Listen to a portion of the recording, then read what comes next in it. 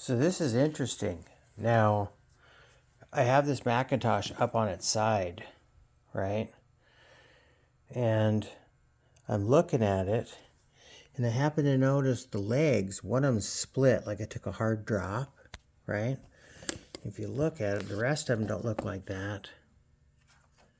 But you can see, but I don't even know if this is the wear and tear from these particular feet, or if these feet are related to this unit at all.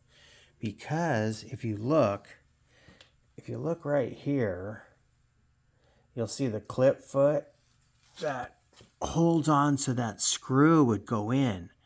See, it's like, so in the place of no screw, obviously, you'd put one of these in there so you could screw it in, right? So that's where the leg would stock go, or it would flip 180 and go up into that one. And then whatever you screw would screw into that. But if you look, see, that's where the indentation of the leg was, the print. There's the print there. There's the print there. But if you look at these are interesting because these are definitely stock. But what they're intended for, what that's intended for, is a stopper through that hole where a leg would go. So a leg would go there, a leg would go there, and a leg would go there. So a three-legged system. And these right here, maybe it's 5 legs and that's the center leg, or have 3 in the back. But as I'm looking at this, I see where the legs are. I see where these are turned. Right? So this one, they're both turned to accept the foot screw in here. But when they're put into this, they were just screwed directly into the metal, which makes me worry about behind this cage, up to this depth, what could this have done? You know, what could it have done being that far up the inside chassis? So it's worth investigating. Because these, I think, were put in the wrong spot, or they're not the right ones, or they're not the dealer manufactured ones. Those screws are quite long for a circuit board that close.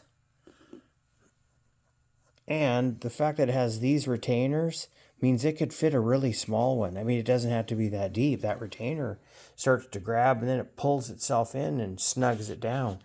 But I'm questioning whether there was 1, 2, 3, 4, 5. But when someone put it back in, they did this. And so then it may not have been, I don't know, because the bottom looks pretty torn. But it may also be when you added these screws into here, because if you look, that heads straight in, right? But it's split, and there's a bang on it there. You look at this one, right? It's almost okay, but it's kind of turned to that side. See the bell's turned to the side a bit? All right, then we get to this one. That's pretty close. This one right here. And then we get to this one. And it's sideways split. See it in there? But it wasn't put in straight, but it's, instead of going in straight, it was just driven too far. So these two are questionable. The split one, and I've got them marked too. So this one right here says number 2, right? So the number 2 on this is marked, so I know exactly if there was in fact an impact where it came from. And it looks as though the back has got impacted. But I am curious to take this off and to check to see if it may have shorted something in that circuit board.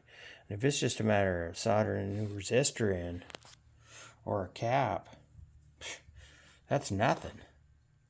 So anyway, I wanted to keep you updated.